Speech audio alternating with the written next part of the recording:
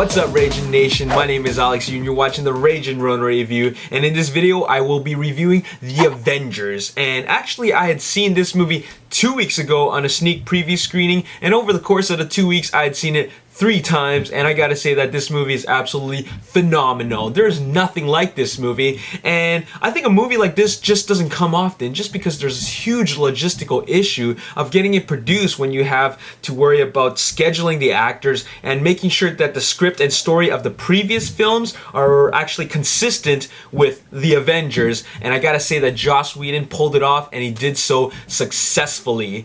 And I couldn't believe I was watching an Avengers movie, because when you really think about it, it's kind of like watching 4 movies rolled up in one epic movie. All the characterization and development was all taken care of in the previous 5 movies. And for the Avengers, to follow the story, you really don't have to watch the first 5 movies. That's Iron Man, Iron Man 2, Incredible Hulk, Thor, and Captain America. It's not really necessary to watch those, but it would help just a little bit. The only 2 movies that I felt have a direct link to the Avengers is Captain America and Thor. So now that they got the character development out of the way, they can focus on making a really great story. But in all honesty, the story really isn't that spectacular, because when you really think about it, it's just one big alien invasion movie. And we've seen this type of thing done many times in other movies. But what Joss Whedon does to make this movie stand out is that he focuses completely on the chemistry between the characters. And that is what makes this movie so amazing. It is the characters that we come to love brought to another level when we see them deal with each other for the first time. We see that it's not just as simple as putting these guys together. If you put these larger than life characters in a room together, you better be prepared for a little bit of rumble, and that's exactly what we get. Even though the story is nowhere near as complex as a Christopher Nolan directed Batman movie, it is the chemistry between these characters that make this movie work. And by having the characterization that Joss Whedon gives us, it helps makes the action a lot more entertaining. When I first heard that they were going to make this happen, I was thinking to myself, how are they going to do this? And Joss Whedon is under a lot of pressure in making this work, but he proved that he was the right man for the job, because the bottom line is that he completely made it work, and he had a great formula, and that was taking everything that we loved about these characters and just put them in a room together and see what happens. And Bruce Banner said it best when they said that these guys are a time bomb and they're waiting to explode. Every character in this movie has their moment to shine. I was a little worried that they might put more emphasis on certain characters, but everything works. Even characters like Black Widow and Hawkeye have really great moments. Every character contributes in their own unique and special way. You never once say to yourself that this is an Iron Man movie or this is a Captain America movie. No, this is an Avengers movie, and this is where you see these guys team up, and without each other it wouldn't be the same. There's so many things I love about this movie. I love that Tony Stark is still the same Tony Stark that we know, and he gets along with Bruce Banner because they're both into science and technology. I love that Thor, while he's a demigod, he seems to fit right in with the rest of his human team. And Captain America, while his costume is the most questionable,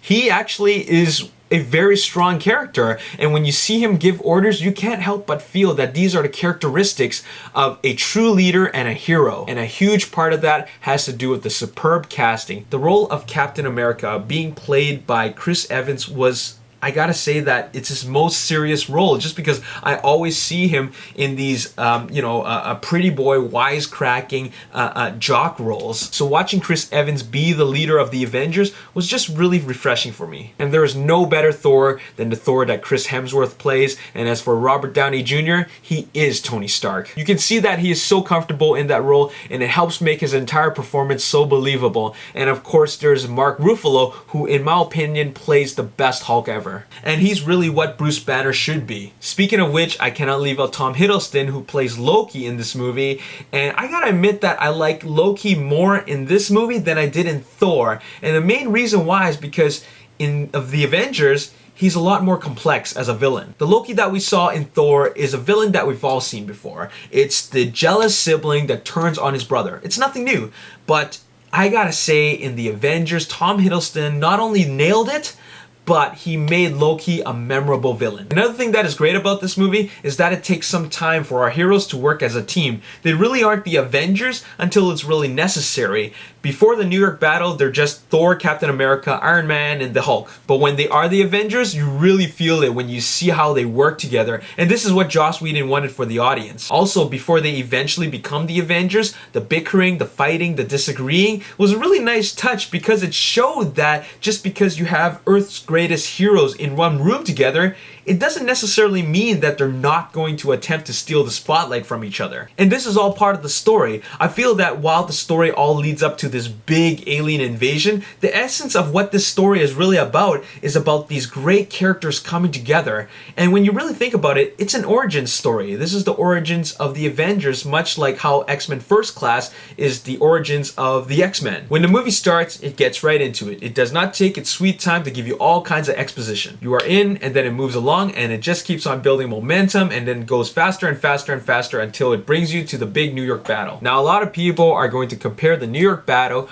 with the Chicago battle in Transformers Dark of the Moon. Well, let me tell you, while I do love Michael Bay and what he did for Transformers Dark of the Moon, I gotta say that the New York battle in the Avengers is just 20 times better than the Chicago battle, and mainly because it is coherent and easy to follow. You actually get a sense of true geography in the New York battle, unlike in Chicago, where when you really think about it, it's just a bunch of random action sequences thrown together, and while it's a spectacle to watch, it's really quite messy. The New York battle, on the other hand, was just so well choreographed. You knew what was going on, and you knew where it was happening in relation to the rest of the battle. Every character contributed in their own way, and even though Hawkeye was the least developed character, his presence in the battle was just as important as everybody else. I love how each one of them was unique. Iron Man was the master of aerial tactics, and Thor brought his own brand of pain to the aliens. Captain America showed that even though he is not in his own time zone, he can be a strong leader and he could really take charge of the situation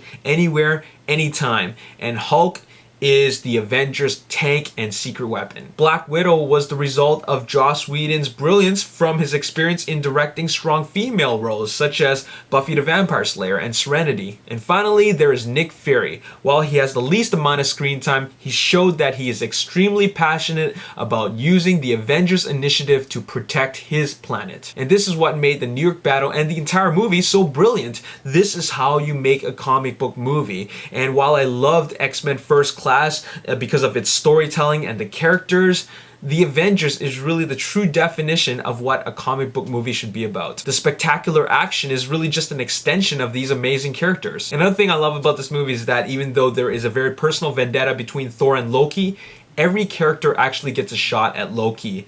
And I think that Joss Whedon felt it was very important to have an emphasis on the fact that the Avengers was a team effort in every aspect, so that it strays away from the X-Men formula where it's really focused on Wolverine.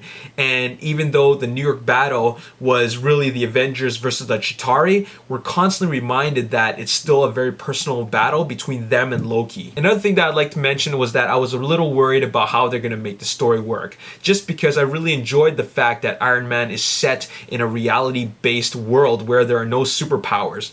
And the Hulk is reality-based kinda, but it kind of just goes astray into the Fantastic Spider-Man realm where, you know, exposure to a certain type of element can give you superpowers. And that is, you know, kind of out there, but it's I guess possible. It can be possible. And Captain America is just a little bit far-fetched just because it deals with time travel, but I still think it can be passable as being in the same world as Tony Stark.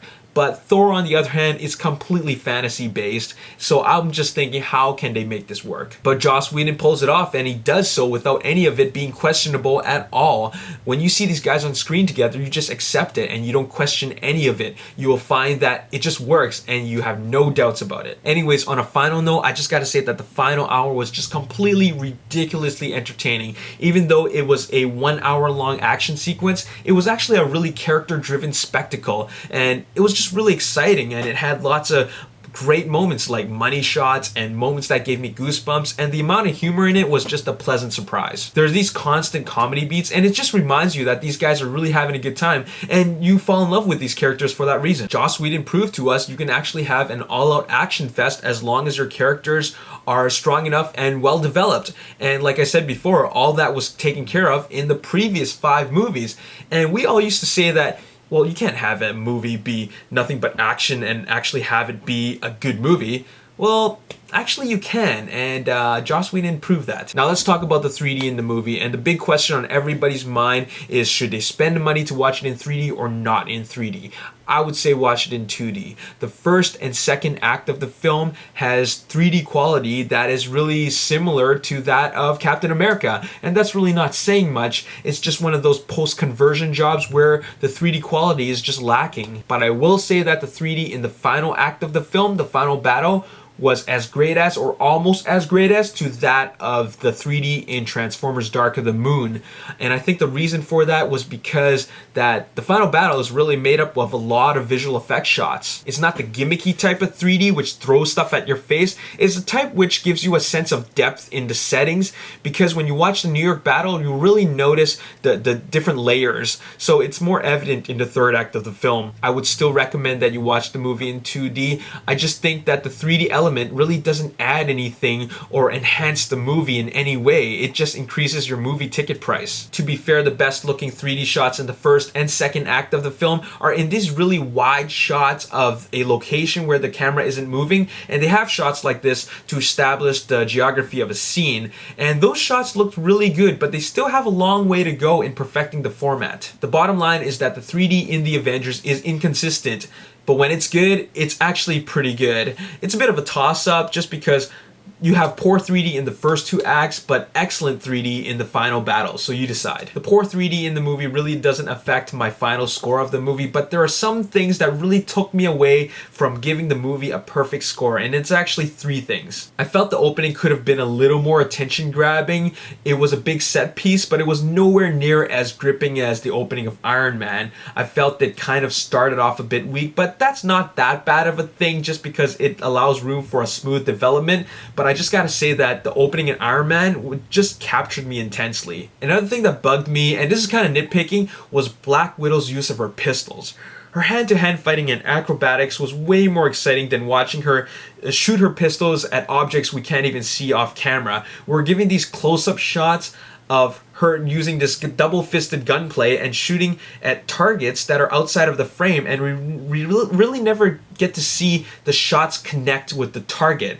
And it's just a really minor thing, but it just kind of made me groan because it's a pointless scene that was trying to make her look cool. And finally, the last thing that kind of irked me was not really anything that they could fix, and that was casting Samuel Jackson as Nick Fury. Because when I see Samuel Jackson as Nick Fury, it's no different than watching Samuel Jackson as Mace Windu. I don't see Nick Fury, I see Samuel Jackson. And while that conversation between Nick Fury and Loki was actually pretty intense in that scene, I couldn't help but think that that's Shaft having a conversation with Loki. Anyways, these are really minor things, so it doesn't affect the score that much, but I still gotta say that it does affect it a little bit. Ultimately, this film is an outstanding piece of art. It just simply needs to be seen on the big screen. It's full of surprises and completely exceeded my expectations. This is the best comic book movie ever made. I highly recommend it. 9.75 out of 10, and there you have it.